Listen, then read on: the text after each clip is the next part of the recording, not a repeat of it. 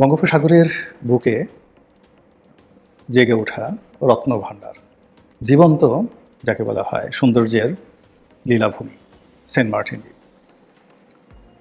অবাক করার ব্যাপার হলো পৃথিবীতে অনেকগুলো সুন্দর সুন্দর দ্বীপ রয়েছে। মালদ্বীপে আছে, আমেরিকার যে হাওয়াই দ্বীপপুঞ্জ আছে হনলুলু, সাইপ্রাসের বেশ কিছু দ্বীপ আছে যেগুলো সৌন্দর্যের জন্য খুবই বিখ্যাত। কিছু সমুদ্র সৈকত আছে যেরকম শারম আল শেখ, কিংবা সেই কুটাকিনাবালু মানে সেই ইন্দোনেশিয়ার যে বালি দ্বীপপুঞ্জ সেখানে।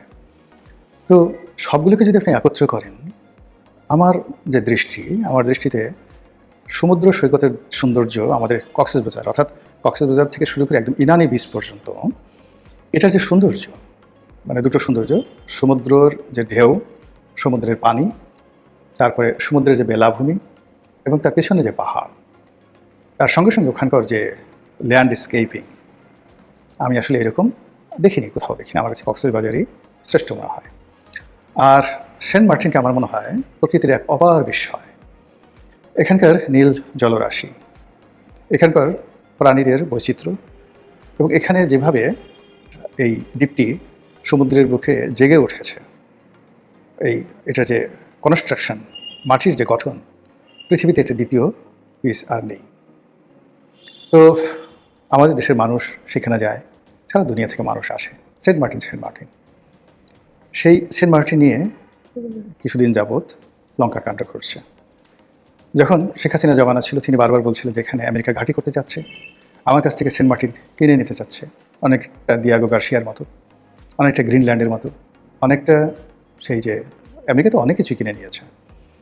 তো যাই হোক, তারা এইভাবে সেন্ট মার্টিন কিনতে চাচ্ছে, দখল করতে চাচ্ছে, লিজ চাচ্ছে, আর আমি সেটা দিচ্ছি না বলেই আমাকে তারা ক্ষমতায় রাখতে চাচ্ছে না। তো এই যে শেখ হাসিনার বক্তব্য, তিনি বলেছেন যে আমি মরে গেলেও সেন্ট মার্টিন দেবো না, আমি বঙ্গবন্ধুর কন্যা, আমার দেশের এক ইঞ্চি জায়গা বিদেশকে লিজ দিয়ে আমি ক্ষমতায় থাকতে চাই না। এখন আমরা তখন বলেছিলাম এটা ন্যাকাম, এমনি সে ক্ষমতায় থাকতে চায় না, আমেরিকার সাথে তার যে সম্পর্ক, আমরা কত যুক্তি দাঁড় করালাম যে আমেরিকা কেন সেন্ট মার্টিন চাইবেন, তাদের যুদ্ধ জাহাজ এখানে আসতে পারবে না, এখানে ড্রাফট না, ইত্যাদি ইত্যাদি নানা রকম কথাবার্তা বলে বাংলাদেশে যারা আমেরিকান এই আলী রিয়াজের মতো যারা লোকজন আছেন, তারা যে সকল যুক্তিতর্ক দিলেন, আমরা বললাম হ্যাঁ, বৈজ্ঞানিক ব্যাখ্যা আছে বটে, এটা তো খুবই সত্য কথা, কেন আমেরিকা এখানে আসবে, আমেরিকা এখানে এসে তার লাভ কী, বাংলাদেশ থেকে কী নেবে, মায়ানমার থেকে কী নেবে, ইত্যাদি ইত্যাদি নানা রকম কথাবার্তা বলে আমরা বেচারি শেখ হাসিনাকে একেবারে নাস্তানাবুদ করে ছেড়ে দিলাম। বললাম যে আপনি অতীতে অনেক অভিনয় করেছেন, অনেক নাকামি করেছেন, মাথায় পট্টি বেঁধেছেন, তসবি দিয়েছেন, তাহাজ্জুদ নামাজ পড়ার চেষ্টা করেছেন, আপনি ভোর রাতে জায়নামাজ খুঁজে পান না, এই সমস্ত কথাবার্তা বলে মানুষকে আপনি বিভ্রান্ত করার চেষ্টা করেছেন, এটা আপনার একটা অভিনয়। আল্লাহর কি লীলা খেলা, শেখ হাসিনার পতন হলো, এরপরে পলিথিন আপা বা তার পলিথিন আপার যে দল, তারা ক্ষমতা এলো, আসার পর আমরা সবাই জানলাম যে বাংলাদেশে যে ক্ষমতার পট পরিবর্তন হয়েছে, এটা মূলত মার্কিন ডিপ স্টেট পলিসির কারণে। আমেরিকা এই ডিপ স্টেট পলিসির মাধ্যমে হাজার হাজার কোটি টাকা খরচ করে বিভিন্ন দেশের যে রেজিম চেঞ্জ করে, সেই রেজিম চেঞ্জের অংশ হিসেবে শ্রীলঙ্কাতে তারা ক্ষমতা পরিবর্তন করেছে, পাকিস্তান ইমরান খানের সরকারকে হটিয়েছে, আর বাংলাদেশে শেখ হাসিনার সরকারকে তারা ক্ষমতা থেকে হটিয়েছে। আর এই ডিপ স্টেটের এই কথা স্বয়ং ডোনাল্ড ট্রাম্প তিনি ফাঁস করে দিলেন। শুধু তাই নয়, এই ডিপ স্টেট কীভাবে কাজ করে, এখানে কত টাকা বাংলাদেশকে তিনি দিয়েছেন সেই কথাও তিনি বললেন। আর ডিপ স্টেট বিভিন্ন এনজিওর মাধ্যমে, তারপরে তাদের যে রাষ্ট্রীয় সংস্থা USAID, তার মাধ্যমে, তাদের যে এনজিও অ্যাকশন-এইড, তাদের মাধ্যমে, বাংলাদেশে অনেকগুলো অন্ততপক্ষে 100 এনজিও রয়েছে। এই বদমাশগুলো এই সবসময় আমেরিকার টাকা খেয়ে এরকম নিজের মা বোনকে আমেরিকানদের হাতে তুলে দেওয়ার মতো জঘন্য অপরাধ, মানে আসলে সেন্ট মার্টিন দেওয়া বা দেশের মাটি দেওয়া, দেশের স্বার্থ বিদেশিদের কাছে জলাঞ্জলি দেওয়া, আর নিজের মাকে হানাদার হাতে তুলে দেওয়া, নিজের স্ত্রী বা কন্যাকে ধর্ষকদের হাতে তুলে দেওয়া এবং হাসি মুখে তুলে দেওয়া, এর মধ্যে আমি কোনো পার্থক্য দেখি না। জন্মভূমির মর্যাদা কোনো অংশেই মায়ের চেয়ে কম নয়। মানুষ মরণশীল, মা মারা যাবেন, কিন্তু জন্মভূমি থেকে যাবে। আর যারা মাকে ভালোবাসেন, এই পৃথিবী তাদের অনেকে হয়তো স্মরণ করেন, আল্লাহর আরশে আজিমে লেখা থাকে, কিন্তু যারা জন্মভূমিকে ভালোবাসেন, কিয়ামত পর্যন্ত তাদের নাম থেকে যাবে। এই বাংলাকে যারা ভালোবেসেছিল, আমরা কি ইশাখাকে ভুলতে পারবো, মোশা খাঁকে, শশাঙ্ককে, আলাউদ্দিন হোসেন শাহকে, শায়েস্তা খানকে? আমরা কি ভুলতে পারবো সালাম, রফিক, জব্বার, বরকতকে? আমরা কি ভুলতে পারবো স্বাধীন যুদ্ধে, মহান স্বাধীনতা যুদ্ধের সেই বীর সেনানীদের, সেই বীরশ্রেষ্ঠদেরকে? কোনোদিন ভুলতে পারবো না, কোনোদিন না। কাজেই একইভাবে আবার এই দেশের বিরুদ্ধে যারা কাজ করেছেন, আমরা কি মির্জাফর, রায়দুল্লাহ, পিয়ার লতিফ, তাদেরকে ভুলতে পারবো?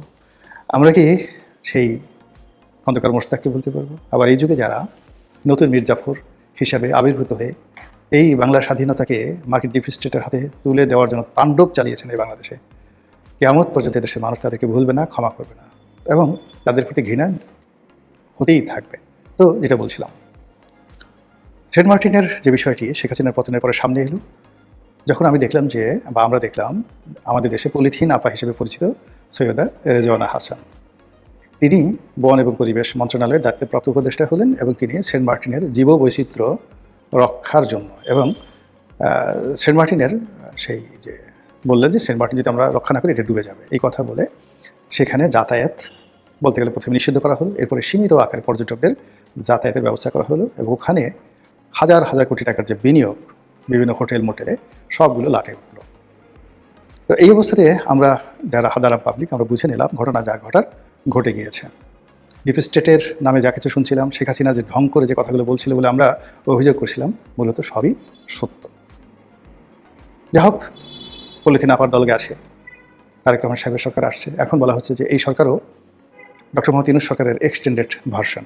এর কারণ হলো ইউনূস সরকারের সবচেয়ে কে পার্সোনালিটি যিনি আছেন খলিলুর রহমান, তিনি এই সরকারের পররাষ্ট্রমন্ত্রী, এবং ডক্টর মোহাম্মদ ইউনূসকে রেখে দেওয়া হয়েছে ভিভিআইপি প্রোটোকলে। আগামী 1 বছর তাকে সেই এসএসএফের প্রোটেকশন দেওয়া হবে যেভাবে তারেক রহমান সাহেব প্রোটেকশন পাচ্ছেন বা প্রেসিডেন্ট পাচ্ছেন। বোঝার চেষ্টা করুন।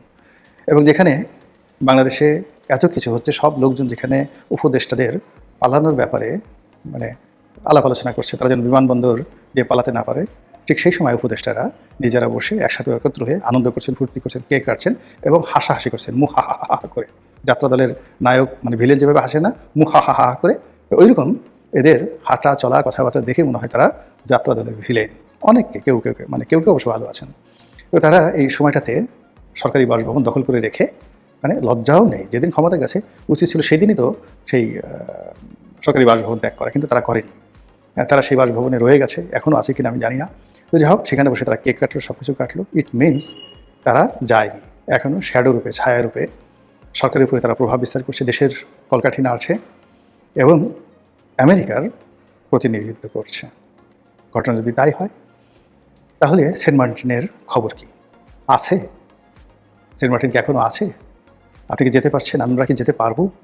এই প্রশ্ন করার আগে আরও দুটো ঘটনা বলি যে এই গত 17 মাসের আমেরিকার যে দাপট ছিল সারা দুনিয়াতে, এখন এই মুহূর্তে সেই দাপট এখন তুঙ্গে।